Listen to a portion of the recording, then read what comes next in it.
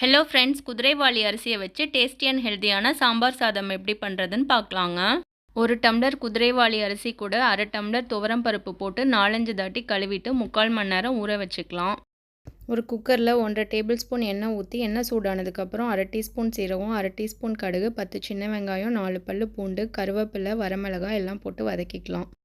வெங்காயம் லைட்டாக வதங்கினதுக்கப்புறம் ஒரு தக்காளி சேர்த்து, தக்காளி வதங்கினதுக்கப்புறம் அரை கேரட், 5-6 பீன்ஸு, 2 கத்திரிக்காய், ஒரு முருங்கைக்காய் எல்லாம் சேர்த்துக்கலாம்.